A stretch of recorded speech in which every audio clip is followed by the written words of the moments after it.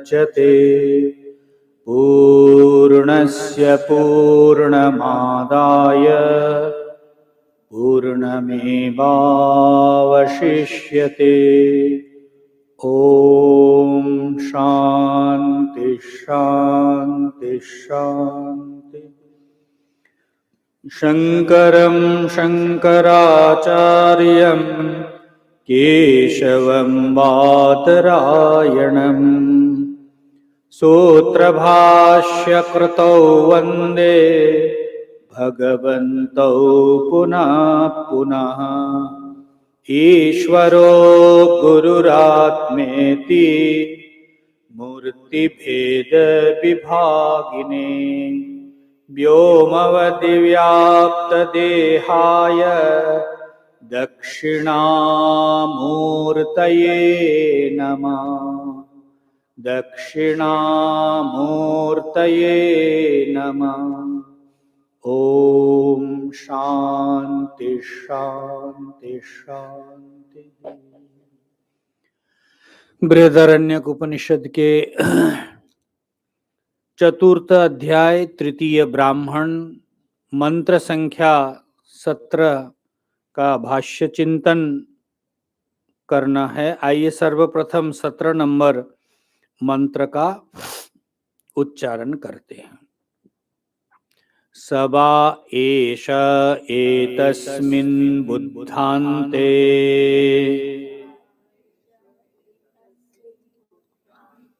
रत्वा चरित्वा दृष्टैव पुण्यं च पापं च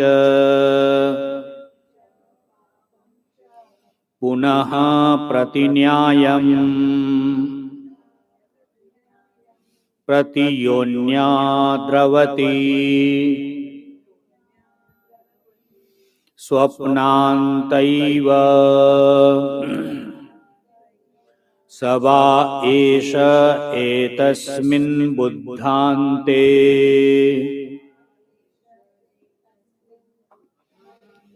रत्वा चरित्वा दृष्टैव पुण्यं च पापं च पुनः प्रतिन्यायम् प्रतियोन्या द्रवति स्वप्नान्तायैव।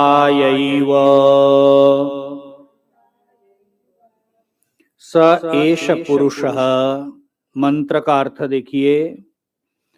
स एष पुरुषः एतस्मिन् बुद्धान्ते, वो जो पुरुष है वो जागृत अवस्था में, बुद्धांत मतलब जागृत अवस्था में, रत्वा चरित्वा पुण्यम च पापम च दृष्ट्वा, महाराज जो रमण करता है, रत्वा चरित्वा विचरण करता है, और जो पूर्वकृत पुण्य और पाप है उस पुण्य और पाप का फलों का दर्शन करता है, देखता है। दृष्ट्वा, दृष्ट्वा अक्त प्रत्यय लगाए ना, तो देख करके क्या करता है? दृष्ट्वा स्वप्नांताय एव पुनः प्रतिन्यायम प्रतियोन्या द्रवति। महाराज वो दर्शन करता है और फिर महाराज स्वप्न अवस्था में वो जाने के लिए तैयार होते। ठीक है, ये जागृत की स्थिति है।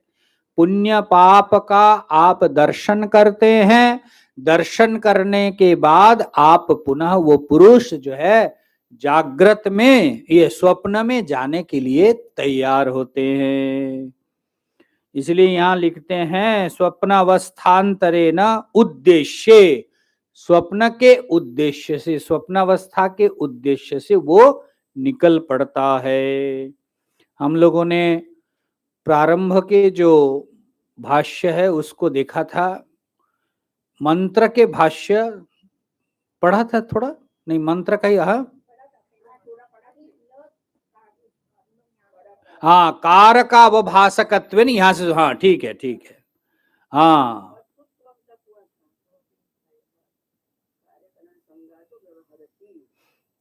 नहीं यहां से, हाँ इसको यहां देखिए 950 के अंत में है न करके जो प्रश्न कर रहे हैं। ये जो आपने प्रश्न क्या किया था कि ननु दृष्टैव इति, ये जो आप जागृत अवस्था में केवल दृष्टा है ऐसा बोल रहे हैं, मान रहे हैं, कथम अवधार्यते।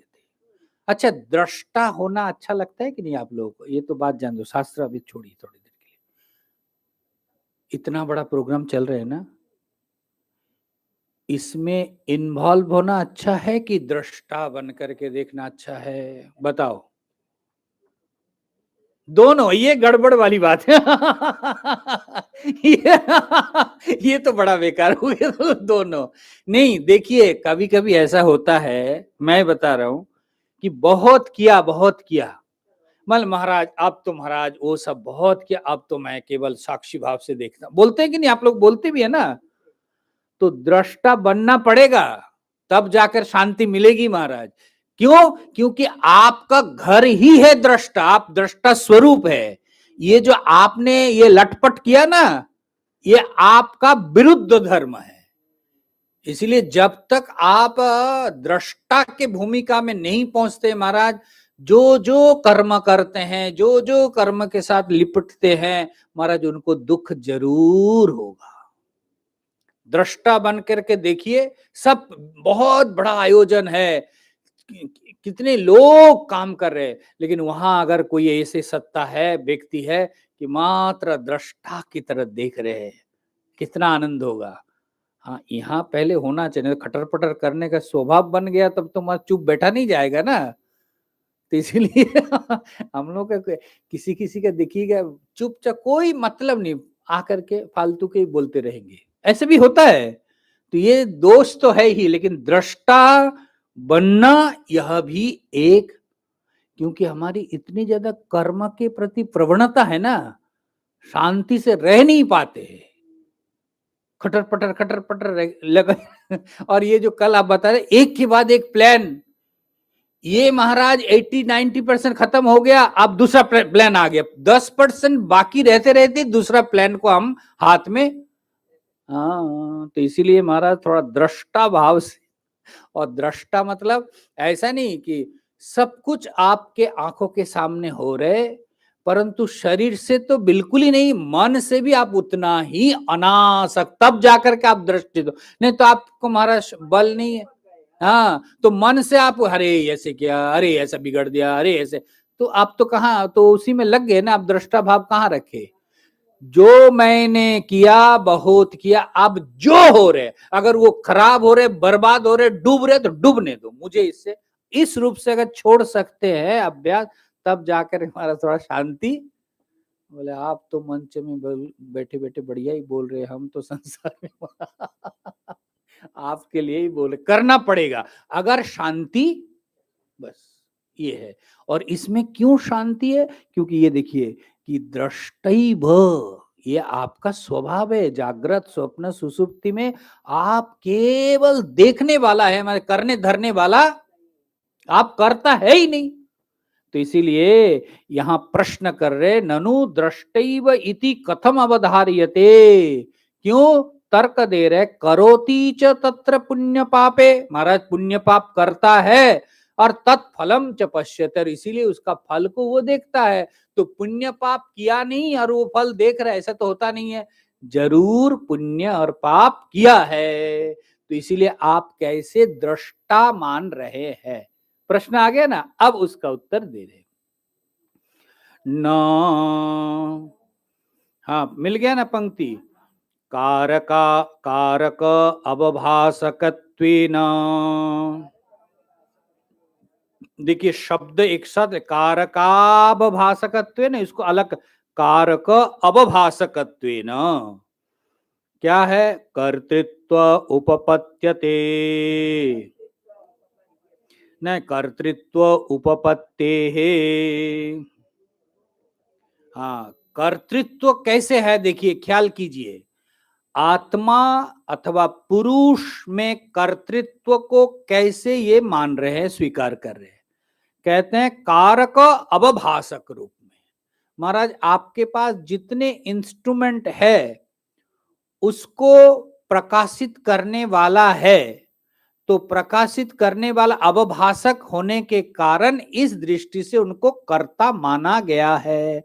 वो खुद कुछ नहीं कर रहे महाराज, केवल उसके उपस्थिति इसको जान मिला, मानो हलचल करने का एक अवसर मिला और वो कर रहे। तो इस दृष्टि से उनको कर्तृत्व माना गया। कौन बोल रहे? सिद्धांती।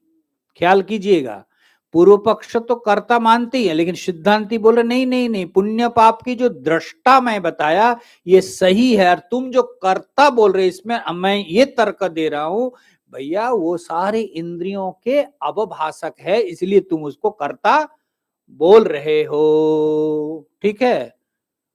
ये बहुत इंपॉर्टेंट, इसको थोड़ा अंडरलाइन करके रख दीजिए कि आप कैसे कर्ता बन जाते हैं। और इसीलिए आगे बता रहे, आत्मनैवायं ज्योतिषा आस्ते इत्यादिना आत्म ज्योतिष अवभासित कार्यकरण संघातो व्यवहरति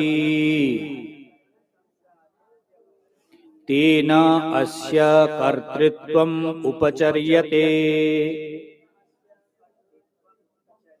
न स्वतः कर्तृत्वम् तथा च उक्तम् ध्यायतीव लेलायतीव इति बुद्ध्यादि उपाधिकृतमेव न स्वतः इह तु परमार्थापेक्षया उपाधि निरपेक्षम उच्यते दृष्टैव पुण्यं च पापं च न कृत्वा इति तेन न पूर्वापर व्याघात आशंका यस्मिन् निरूपाधिकः परमार्थतो न करोति न लिप्यते क्रियाफलेन। हाँ, ये देखिए, न करोति न लिप्यते भगवत गीता जी में भी मिला है। ठीक है ना। तो महाराज कैसे वो लिप्त नहीं होते, नहीं करता है? तो कहते हैं आपने पहले पढ़ करके आया, आत्मनैव ज्योतिषाम आस्ते परिपल्ययते। महाराज उस ज्योति के द्वारा ही वो महाराज सब कुछ करने में सामर्थ्य प्राप्त करते हैं। ठीक है, इतना बता के इत्यादि ना, इससे क्या ये जो उदाहरण दिया, ये जो आपने कोट किया, ये कोट से क्या सिद्ध करना चाहते? कहते हैं कोट से मैं यही सिद्ध कर रहा हूं कि आत्मा, ये शरीर के बिना उस पे कोई कर्तृत्व, क्योंकि आत्मना ज्योतिषा पल्यते, तो आत्मा ज्योति के बिना महाराज, देखिए ना, अगर वो ज्योति महाराज यहां से निकल जाए, कितना भी हृष्ट पुष्ट होगा कुछ? बताइए। तो इसीलिए इंद्रिय तो सारा पुष्ट है महाराज, एक बालक का मानो ऐसा हुआ, सब कुछ है, लेकिन कौन है जो बाई बोल दिया तो अब ये सब पुष्ट होते हुए भी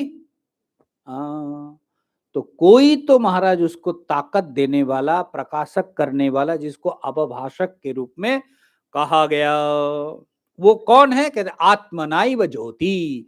कहते आत्म ज्योति है, तो आत्म ज्योति को कौन प्रकाशित किया? बोले स्वयं प्रकाशमान है। इस प्रकार से आपको एक वाक्यता को ध्यान में रखना पड़ेगा। इत्यादिना आत्मज्योतिर अवभासितः कार्यकरण संघातो व्यवहरति।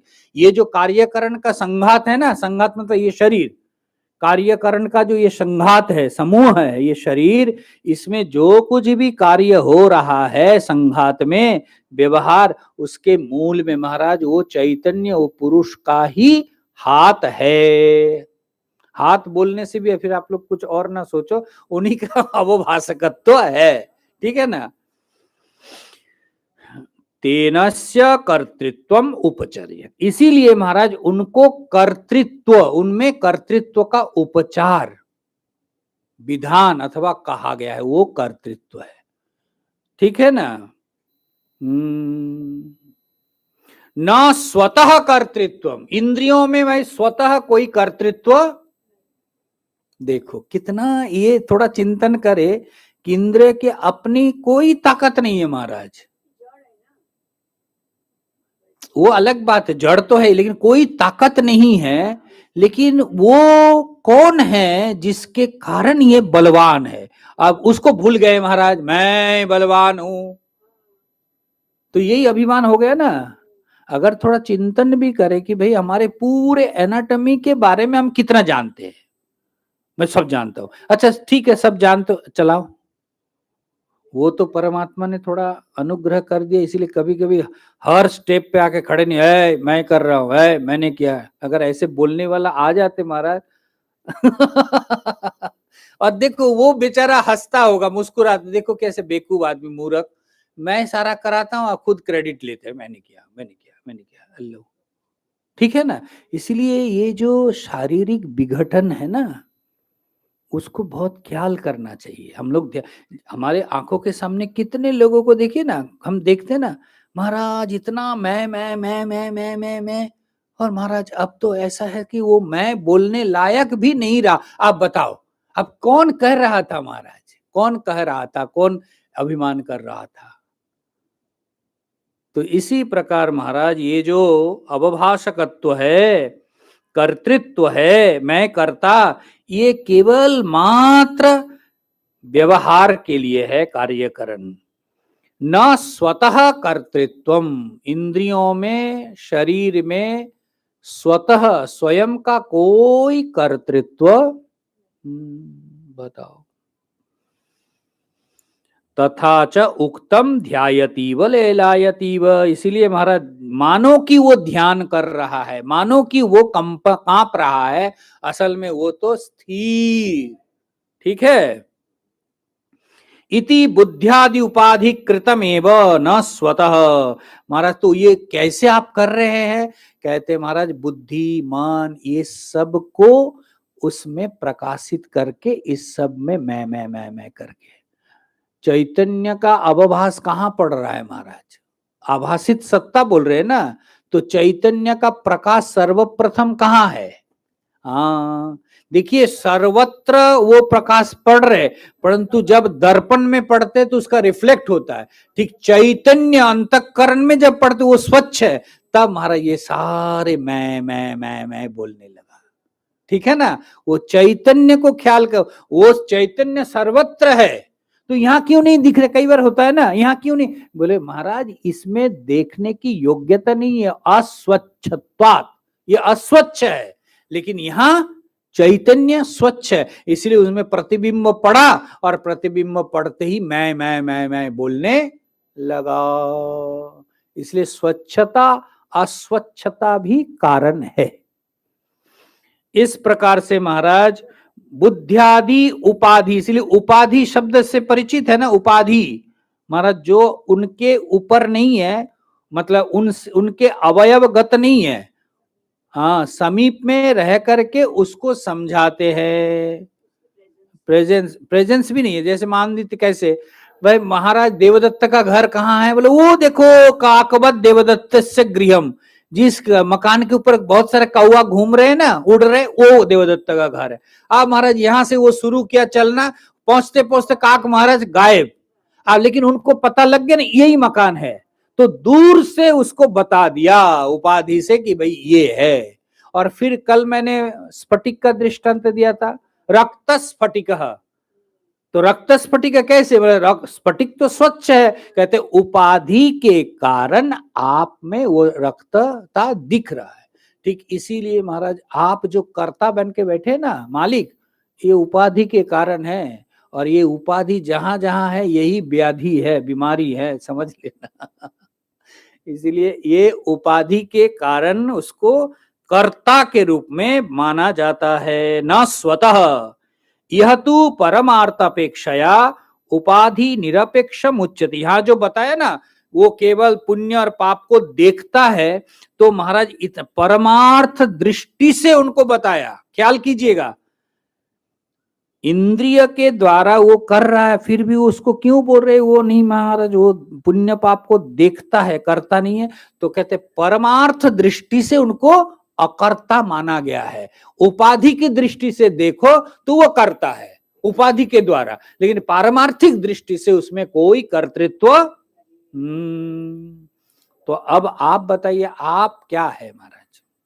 बाकी शास्त्र उपनिषद तो बोले, आप क्या है वास्तविक रूप में? आप क्या है? अकर्ता ही है ना। इस बताओ, इसको बोलने में भी थोड़ा दुख दुख दुख दुख हो रही है। महाराज ये निश्चय करना है।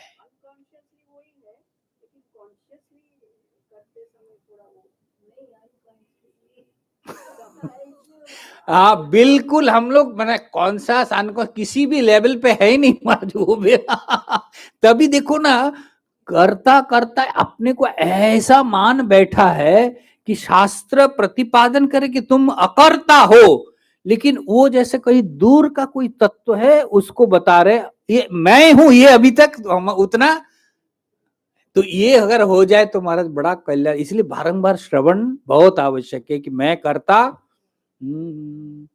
अभी जाकर के कुछ ऊपर नीचे हुआ मानो, मैं नहीं हूं तो नहीं समझते हो क्या? अब मैं किधर से आया? तू तो अभी तो पढ़ के आया। मैं अगर ऐसे रिकॉल हम कर सकते हैं, मैं आप सबके लिए बोल रहा हूं, मेरे लिए भी बोल रहा हूं, अगर ऐसे रिकॉल हम कर सकते हैं व्यवहार में, तब तो महाराज उसके साथ थोड़ा कनेक्ट रहना पड़ेगा। हम लोग बिल्कुल मेन स्विच ऑफ करके रहते हैं ना, इसीलिए अंधेरा ही अंधेरा है। पावर हाउस से जो पावर मिल रहा है, जब तक पावर है हमारे घर में सजावट करो, डेकोरेशन करो, और वो पावर हाउस से सप्लाई बंद हो जाए तो क्या होगा? मतलब अंधेरा होगा कि नहीं? ये अंधेरा मतलब ये अंधकार हम लोग अज्ञान का यही इसीलिए है। वो पावर हाउस से हमारे बिल्कुल कनेक्ट कर ही नहीं सकते हम। तो ये उपनिषद क्या कर रहे हैं कि भाई थोड़ा सा फ्यूज को ठीक कर दो, ये तुम्हारा कनेक्शन बराबर हो जाएगा। इसलिए इस प्रकार से पुण्य और पाप का दर्शन होता है। इसको कैसे कहा कि उपाधि निरपेक्ष रूप से, उपाधि रहित स्थिति को इन्होंने बताया। तेना न पूर्वापर व्याघात आशंका, इससे महाराज पूर्व में और पर में दोनों जगह कोई भिन्नता व्याघात नहीं है, कोई भिन्नता। यस्मात् निरुपाधिकः परमार्थतो न करोति न लिप्यते क्रियाफलेन। इसलिए महाराज पारमार्थिक रूप से सत्य जो है, वास्तविक जो आपका स्वरूप है, न तो आप करते हैं न उसमें आप चिपकते हैं, लिप्यते। तथा च व्यासेन मिला, तथा च व्यासेन परमात्मा भगवतोक्तम् अनादित्वान् निर्गुणत्वात् परमात्मायमव्ययः शरीरस्थोऽपि कौन्तेय न करोति न लिप्यते अनादित्वान् निर्गुणत्वात् परमात्मायमव्ययः शरीरस्थोऽपि कौन्तेय न करोति न लिप्यते। 13वें अध्याय के श्लोक है, 31 नंबर श्लोक। अनादित्वात्, किसका वर्णन कर रहे हैं? देखिए, अनादित्वात् महाराज इसका कभी भी आदि, किसका? आपका भूल। मैं तो अनादि हूं, इसलिए बोलने नहीं है कि मैं 50 साल से सत्संग। महाराज आप अनादि 50 में काहे को पढ़ रहे, आप तो 50 करोड़ उससे भी पहले अनादित्वात, ठीक है ना। अनादित्वात। और महाराज कोई गुण नहीं, निर्गुणत्वात। गुण होगा तो महाराज गुण गुणी, उसमें आपको दोष सारा सब कुछ महाराज निर्गुणा, कोई गुण नहीं महाराज। और कौन है वो? परमात्मा यम अव्यय। वो परमात्मा जो है अनादि है, निर्गुण है, अव्यय, जिसका कोई व्यय नहीं है। व्यय मतलब खाए क्षय लय कुछ भी नहीं है। उत्तमा पुरुषस्तु अन्य, वो जो अव्यय, हाँ कोई कुछ भी नहीं है, घटना बढ़ना कुछ भी नहीं। आप तो महाराज अव्यय स्वरूप है, परमात्मा नाम वाला है। कहते वो फिर इतना तो समझ में आया, शरीरस्थोपि, महाराज इस शरीर में ही वो है। कहीं वृंदावन में बैठे हैं, आपको उधर से इशारा कर रहे, ऐसा नहीं है। शरीरस्थोपि, इस शरीर में रह करके, कौन्तेय हे कुंती पुत्र, न करोति न लिप्यते। बताओ, बड़ा घटना है महाराज। इस शरीर में रह करके सब कुछ करा रहे, लेकिन उसमें कोई सी भी प्रकार से उसकी लिप्तता, लिप्तता क्यों नहीं है? न लिप्यते, कहते वो करता ही नहीं है तो काहे को लिपे। हम लोग देखो कैसे, जब कोई दोष करता है, हाँ मैं तो इसको बिल्कुल सपोर्ट नहीं करता, मैं तो ये किया ना, इसको भुगतना पड़ेगा। तो ये जो मैं करके अपने को अलग कर, तो इसमें इस शरीर में भी अपने को थोड़ा अलग करो ना। ये शरीर किया महाराज, मैं मतलब निरुपाधिक तत्व में आपको बैठना पड़ेगा, तब जाकर के आप उसको सही ढंग से बोल सकते हैं कि मैं जो है बिल्कुल निर्गुण हूं, निराकार हूं, निकम्मा हूं। बोल दो क्या। तो आप कुछ कर नहीं सकते। परमात्मा अयम अव्यय, शरीरस्थोपि, इस शरीर में रहते हुए भी इसी स्थिति में वो, ऐसा नहीं कि वो उनका परमात्मा का ऐसा ही स्वरूप है, परंतु शरीर में जब रहता है तब तो महाराज इस शरीर के द्वारा काम संपादन करते हैं, कर्म करता, तो कर्म के साथ वो लिप्त जरूर होता होगा, बिल्कुल नहीं। न करोति न लिप्यते। इसलिए महाराज इतना तो निश्चय है कि आप वो कर्ता, वो पुरुष परमात्मा कोई कर्म भी नहीं करता है और किसी कर्म के साथ उसका लिप्तता भी नहीं है। तथा तथा सहस्रदानंतो काम प्रविवेकस्य दर्शितत्वात् तथा सवा एष एतस्मिन् स्वप्ने, सवा एष एतस्मिन् बुद्धान्ते इत्येतद् आभ्याम कंडिकाभ्याम असंगतैव प्रतिपादिता। ये जो पहले आपको एक पंक्ति हर बार मिल रहे ना, सहस्र दान किया, आया ना, याज्ञवल्क्य जी को जनक जी सहस्र दिया कि आप हमें जो है परमात्मा तत्व के बारे में बताइए। उसको यहाँ कह रहे हैं सहस्र दानंतु काम प्रविवेकस्य दर्शितत्वात्। महाराज ये जो दान किया उसमें क्या किया?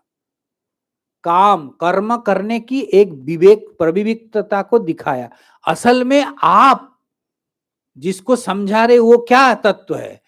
आत्म तत्व के बारे में बतलाइए, मोक्ष तत्व के बारे में मैं सहस्र दिया, तो सहस्र जो दिया उससे क्या कह रहे कि उससे वो भिन्न कोई तत्व है, दान के द्वारा कुछ पाना चाहते हैं, परंतु जब वो प्राप्त करेगा उनको लगेगा कि अरे ऐसा नहीं कि ये लो और ये दो, वो तो महाराज यही शरीरस्थोपी। तो क्या छोड़ना है महाराज, किससे छुड़वाना है? आप नित्य छुड़े हुए हैं, किसी के साथ आपके कोई लगाव है ही नहीं। आपने मान लिया कि मेरा है, मान्यता के कारण कितना झंझट देखो। हाँ? ये मान्यता ही खत्म कर दे। इसलिए तो कहते कि ईश्वर के सृष्टि में बंधन नहीं है, जीव की सृष्टि में बंधन है। ये जो बांधना क्या बात है ना, ये जीव की कितने बड़े देखो कलाकार है जीव, कि खुद ही खुद को लपेटते रहते बांधते रहते। ईश्वर सृष्टि में कोई दुख भी नहीं है, कोई बंधन भी नहीं है। इस प्रकार से महाराज यहाँ बताया कि देखो ये जो पूर्वापरक कोई विरोध तो नहीं है, उपाधि को ध्यान में रखना है।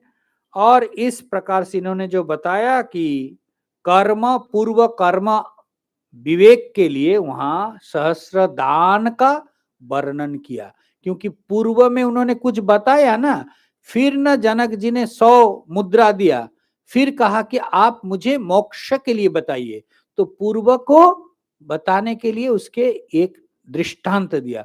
हकीकत में चैतन्य का कोई कर्म, ठीक है, इतना काम मोक्षयो हो, इतना चिंतन करना है। अब देखिए क्या बता रहे हैं। अब प्रश्न ये हो रहे, दोनों कंडिका में एक अंते अंते आया ना, एतस्मिन् स्वप्ने सबा एस एतस्मिन् बुद्धांते। हाँ, बुद्धांत और स्वप्न ये दो शब्द आया है, उसको किस रूप से आप समझ रहे हैं उसको बता रहे हैं।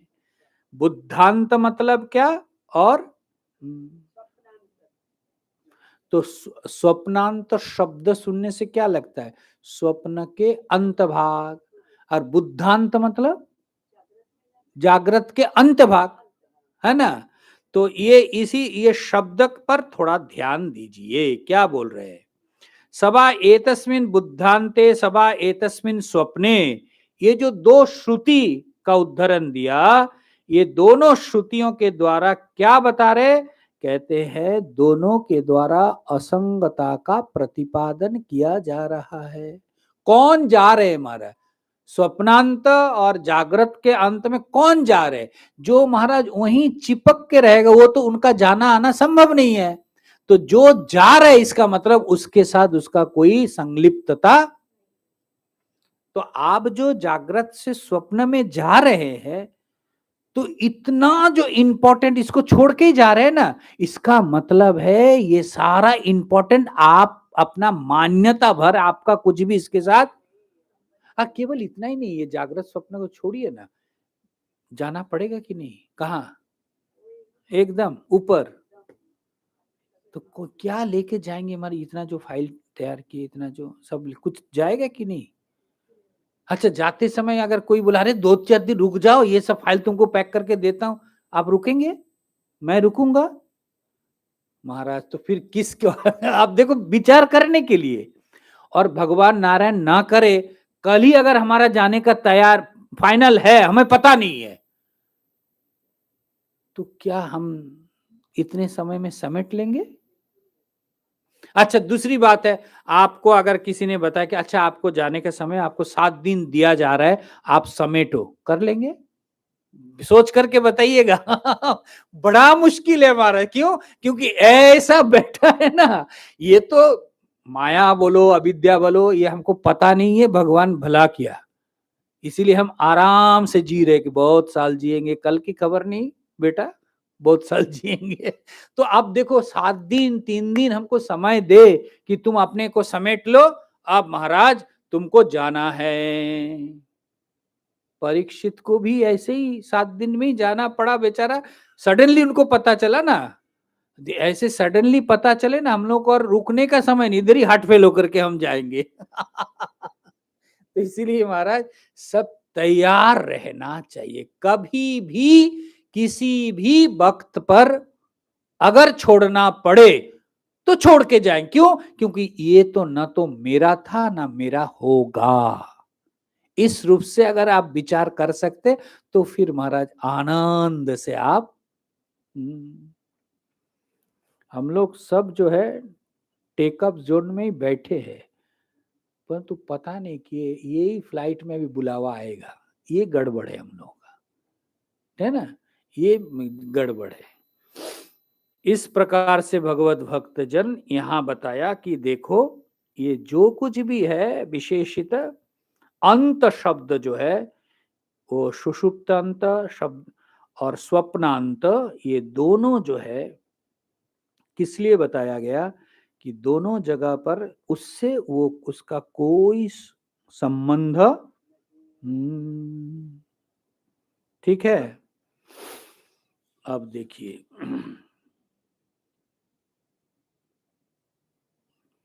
कंडिकाभ्याम असंगता है, इसलिए दोनों कंडिका में कोई असंगता नहीं है। यस्मात् बुद्धान्ते कृतेन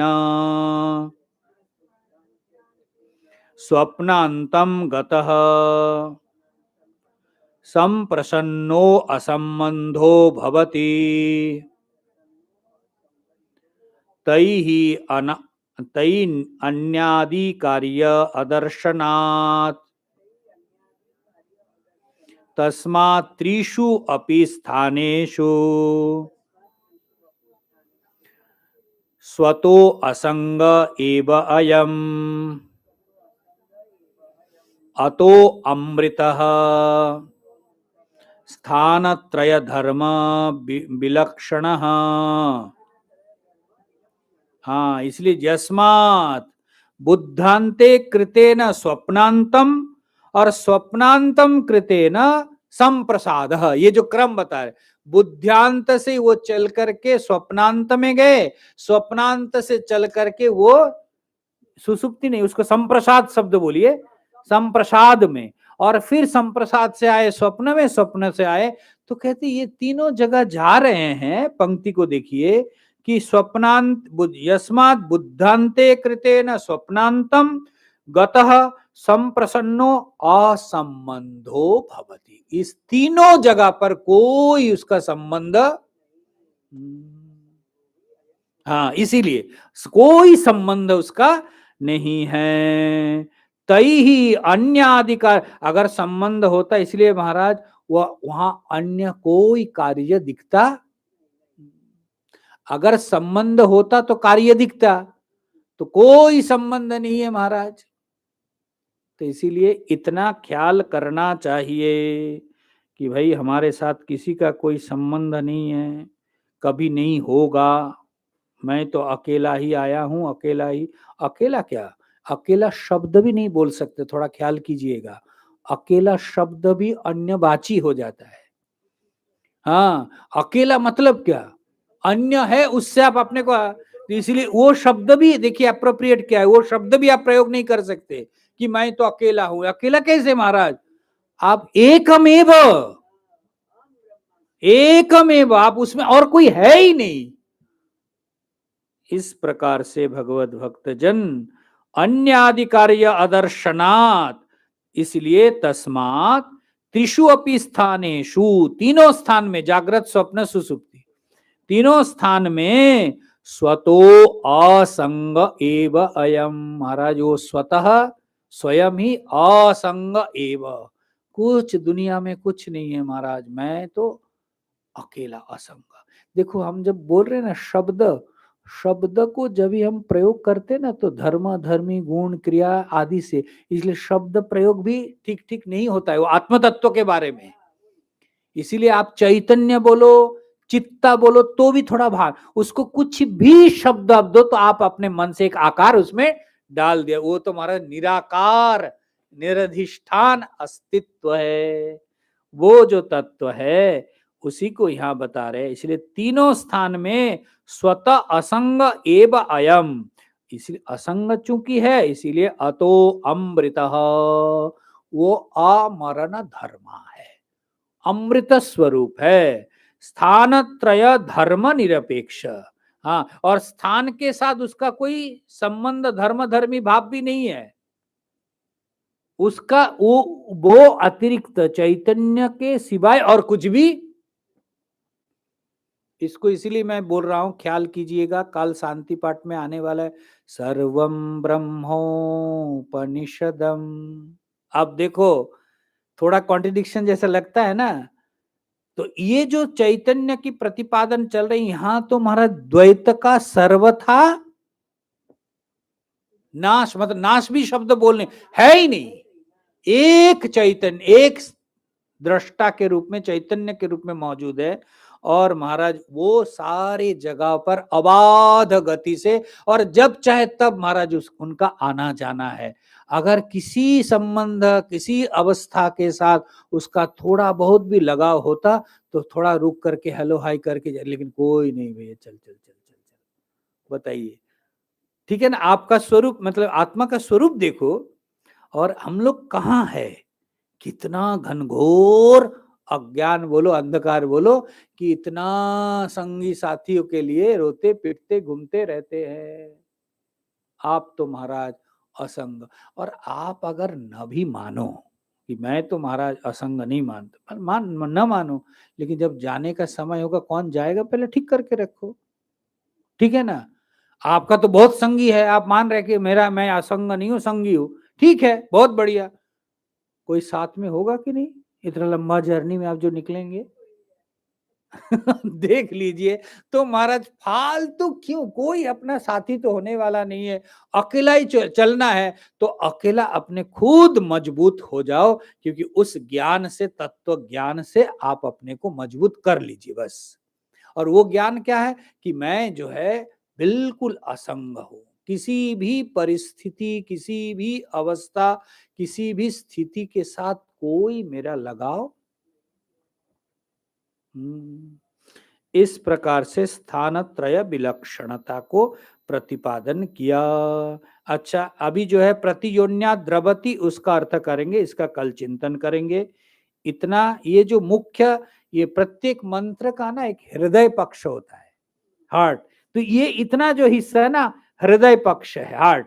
इसको थोड़ा मनन कीजिए, बाकी तो उसका प्रतियोन्या द्रवती ये सब बोलेंगे।